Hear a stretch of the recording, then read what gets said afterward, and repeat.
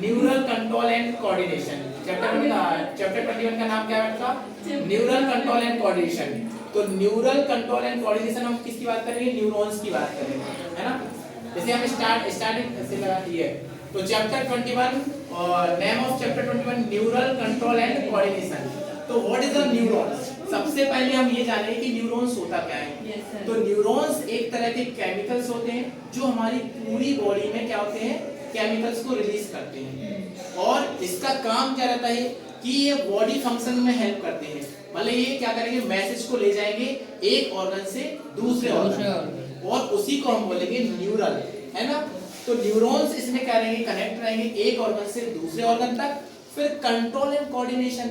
अब न्यूरॉन क्या करेंगे, ये बॉडी फंक्शन को कंट्रोल करेंगे और बॉडी फंक्शन को रनिंग करेंगे। तो what is the function of neuron? Are you understand of this type of neurons? Neurons is a type of chemical that are spread of all our body and its function are coordinate and controllable। तो इसका function क्या है? Coordinate, और इसका function क्या है? Control. हमारी पूरे बॉडी फंक्शन को कंट्रोल भी करता है और पूरे बॉडी फंक्शन को ये कोऑर्डिनेट भी करता है, ठीक है ना।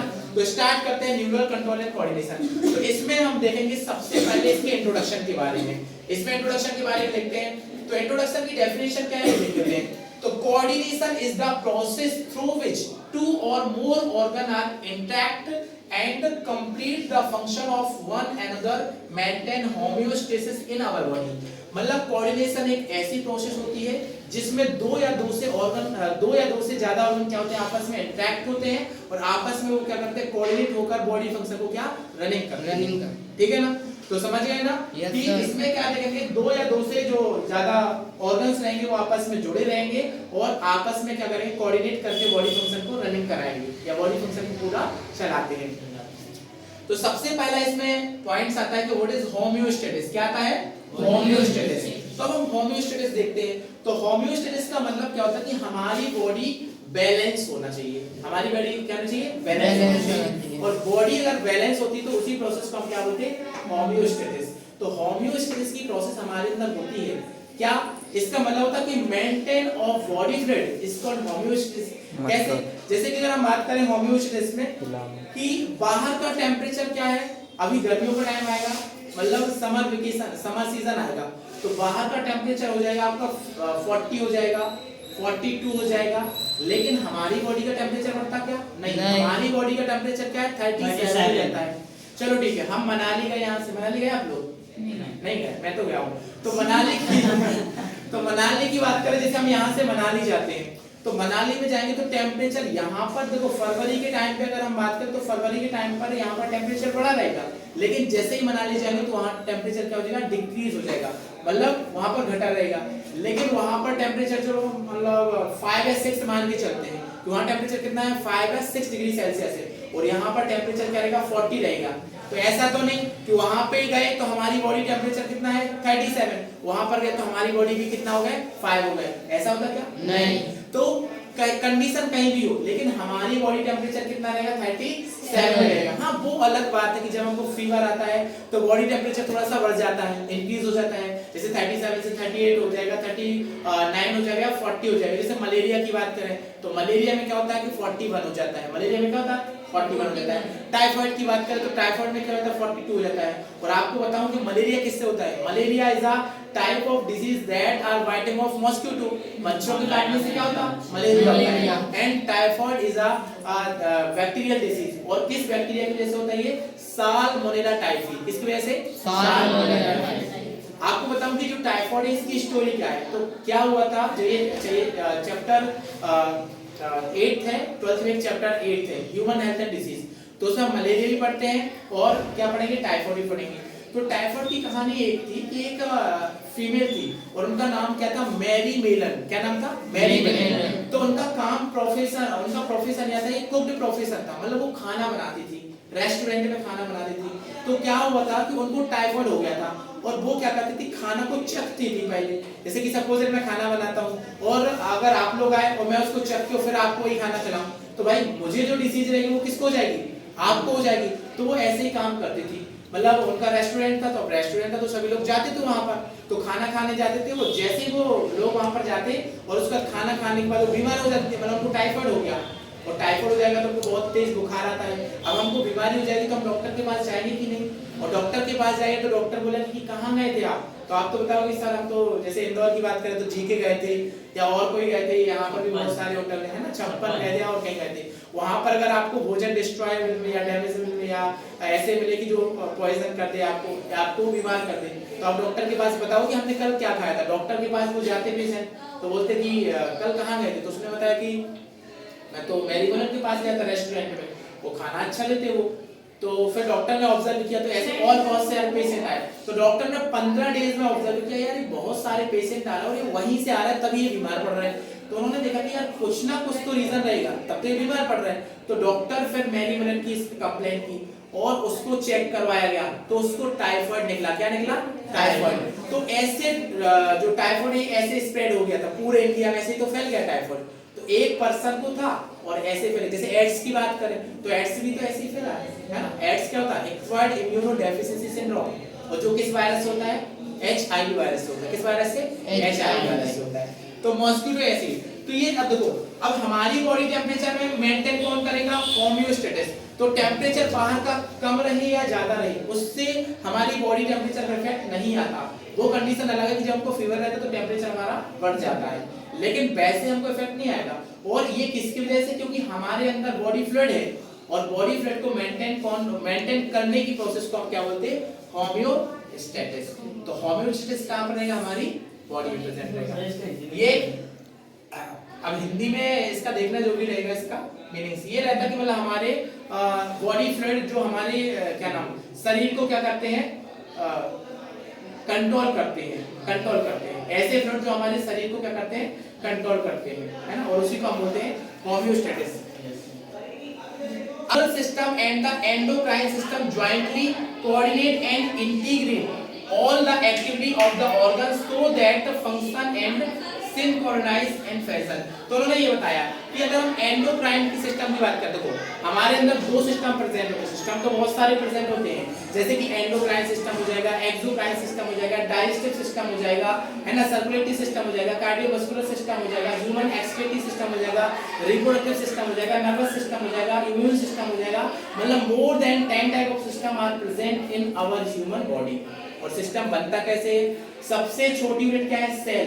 और बहुत सारी सेल मिलकर क्या बनाएंगे? आपका टिश्यू बनाएंगे। And different type of tissue are made together organ, and different type of organ are made together organ system, and organ system are consist of human body। तो हम जानते हैं, we know our human body is a basic unit is a cells, and cells से tissue, tissue से organ, organ से organ system और फिर हमारी body। तो यही है। तो एक सिस्टम का नाम क्या है? Endocrine system. तो इस chapter 21 neural control and coordination में हम ये सिस्टम पढ़ेंगे। इसका नाम क्या है? Endocrine system. तो एंडोक्राइन सिस्टम वह होता है जिसमें डक्ट प्रेजेंट नहीं होती है। इसमें क्या होती है? डक्ट प्रेजेंट नहीं होती है। डक्ट बोले तो ट्यूब, नली प्रेजेंट इसमें नहीं रहेगी। और एक्सोक्राइन सिस्टम वह होता है जिसमें डक्ट प्रेजेंट होती है। जैसे चैप्टर 16 अगर आपने नहीं पढ़ा आपने ना, तो चैप्टर 16 का नाम क्या है? Digestion and absorption. तो उसमें दो तरह की ग्लैंड पढ़ते हैं, एक तो एक्सोक्राइन और दूसरा एंडोक्राइन। एक्सोक्राइन ग्लैंड वह होती है जिसमें डक्ट प्रेजेंट होती है, और एंडोक्राइन ग्लैंड वह होती है जिसमें डक्ट एब्सेंट होती है। जैसे हम सलाइवरी ग्लैंड की बात करें, सलाइवरी ग्लैंड वह होती है जो सलाइवा का सीक्रेशन कराती है। और क्या आप जानते हो कि हमारे 1 डे में कितना सलाइवा निकलता है? 1.5 लीटर। इतना लार निकाल देते हैं, है ना। सलाइवा को हम लार बोलते हैं, वही जो रसगुल्ले को देखकर आ जाती है ना। तो इतना निकालते हैं 1.5 लीटर। कितना? 1.5 लीटर। इतनी लार हम निकाल देते हैं। तो लार कैसे निकलती है? क्योंकि हमारे अंदर ग्लैंड होती है। तो ग्लैंड में क्या रहेगा? आपका मैक्सिला रहेगा, मैंडिबल रहेगा, है ना, और क्या नाम पैराइटल ग्लैंड्स रहती हैं, और तरह तरह की ग्लैंड्स रहती हैं। और इसके बाद हम देखेंगे एंडोक्राइन ग्लैंड्स या एंडोक्राइन सिस्टम। तो इस ग्लैंड में क्या रहेगा? हार्मोन रिलीज होते हैं। इसमें क्या होता है? हार्मोन रिलीज होते हैं। तो इस चैप्टर में पूरा अपन हार्मोन्स के बारे में पढ़ेगा। एक 21 चैप्टर उसमें भी हार्मोन्स डाल देंगे, है ना। अब आते हैं हम सिस्टम मेंटेनिंग होम्योस्टेसिस। तो ये अगर हम होम्योस्टेसिस की बात करते हैं, हमारे कौन कौन से सिस्टम को क्या करता है? ये मेंटेन करता है, या इसका काम क्या है? तो होम्योस्टेसिस जान चुके ना आप कि हमारी बॉडी टेम्परेचर को क्या करेगा, रेगुलेट करेगा, और उसी को हम क्या बोलेंगे, होम्योस्टेसिस। तो सबसे पहले देखते हैं इसका इंटीग्रेशन रोल क्या है और कोऑर्डिनेशन रोल क्या है। तो इंटीग्रेशन रोल की बात करें तो ये न्यूरॉन सिस्टम में क्या करेगा, थ्रू न्यूरोट्रांसमीटर, मतलब ये न्यूरॉन को क्या करेगा, न्यूरॉन से क्या करेगा, केमिकल को रिलीज कराएगा, और जब न्यूरॉन से केमिकल रिलीज होते हैं उसी को बोलते हैं न्यूरोट्रांसमीटर। क्या बोलते हैं उसको, न्यूरोट्रांसमीटर। तो न्यूरोट्रांसमीटर जैसे कि हमने कल देखा था ACH, क्या देखा था, ACH कब देखा था, जब कल मैं आपको स्लाइडिंग फिलामेंट थ्योरी बता रहा था आपको, तो मैंने आपको कहा था कि ACH ने क्या किया, जो सार्कोप्लाज्म को स्टिमुलेट कर दिया था। ACH हार्मोन्स गया, ब्रेन से गया था कि नहीं, और ACH गया तो सार्कोप्लाज्मिक रेटिकुलम को उसने क्या कर दिया था, स्टिमुलेट कर दिया था, और स्टिमुलेट करते ही सार्कोप्लाज्मिक रेटिकुलम से क्या निकला था, कैल्शियम आयन, और कैल्शियम आयन क्या कर रहा था, आपके कॉन्ट्रैक्शन और रिलैक्सेशन में क्या कर रहा था, हेल्प कर रहा है। तो ऐसे न्यूरोट्रांसमीटर वह होता है जो न्यूरॉन से केमिकल निकलते हैं एज अ न्यूरोट्रांसमीटर। फिर ये क्या है, एंडोक्राइन सिस्टम, तो क्योंकि ये हार्मोन्स निकलते हैं, क्या निकलते हैं, हार्मोन्स, तो हार्मोन्स के थ्रू ये क्या निकलते हैं, आप न्यूरोट्रांसमीटर निकलते हैं। फिर दूसरी बात, ये कोऑर्डिनेशन में क्या हेल्प करता है, तो ये कोऑर्डिनेशन न्यूरल सिस्टम में फास्ट करेगा और एंडोक्राइन सिस्टम में ये एक्ट करेगा स्लोवर, है ना। तो न्यूरॉन सिस्टम में क्या करेगा, क्विकर, फास्ट, और एंडोक्राइन में क्या करेगा, slower. And neural system provide an organized network of point to point connection with target cell. देखो अगर हम न्यूरल सिस्टम की बात करें, अगर neural system point to point connect नहीं होता तो क्या हमारी बॉडी प्रॉपर्ली रन कर पाती, क्या नहीं कर पाती है। तो आइए हम ले चलते हैं आपको न्यूरॉन सेल के बारे में, है ना। तो न्यूरॉन बात करते हैं न्यूरॉन सेल के बारे में, किसकी बात करते हैं, न्यूरॉन सेल के बारे में। तो न्यूरॉन सेल ऐसी सेल होती है जो हमारी बॉडी में टारगेट ऑर्गन से कनेक्ट रहती है, मतलब ये पॉइंट टू पॉइंट कनेक्शन रहेगी, and this type of cell are called neuron cell, और this is a very important cell and its role very important, because अगर हम बात करें कि अगर ये इंपॉर्टेंट रोल प्ले नहीं करती तो शायद आपको मेरी बात सुनाई नहीं देती। क्यों, देखो जैसे मैं यहाँ पे जो भी बात बोल रहा हूँ, तो मैंने जो भी कहा तो वो मेरी जो बात है वो कहाँ पर पहुंच रही है, आपके कान तक, मतलब आपके ईयर तक, और ईयर से मैसेज गया, ईयर से कहाँ पर गया मैसेज गया, आपके ब्रेन, नहीं ईयर से आउटर ईयर, ईयर के बाद फिर मिडिल ईयर, और फिर ईयर के बाद इंटरनल ईयर। तो मिडिल ईयर में 3 टाइप ऑफ बोन्स होती है, मेलियस, इंकस और स्टेपिस, पढ़ा चुका हूं आपको, मेलियस, इंकस और स्टेपिस। तो मेलियस, इंकस और stapes, and smallest bone of body is called stapes, and what is the largest bone of our body, femur. तो फीमर हमारी सबसे बड़ी बोन है, और स्टेपिस हमारी सबसे छोटी बोन होती है, और स्टेपिस हमारे कहां पर होती है, कान में सबसे छोटी हड्डी होती है। इसके बाद फिर जाएगा हमारा ओवल विंडो, और उसका कोक्लिया जाएगा, कोक्लिया से एक नर्व होती है, वो कहां पर जुड़ती है, हमारे ब्रेन तक। अब जैसे मैंने बोला आपसे, तो जो मेरा मैसेज गया वो कहां तक, आपके कान तक गया, और मैंने अभी आपको बताया कि क्या बच्चों आप होम्योस्टेसिस के बारे में जान चुके हो, तो आपका आंसर क्या रहेगा, यस सर। आपने यस कैसे कहा, क्योंकि जब मैंने कहा तो आपकी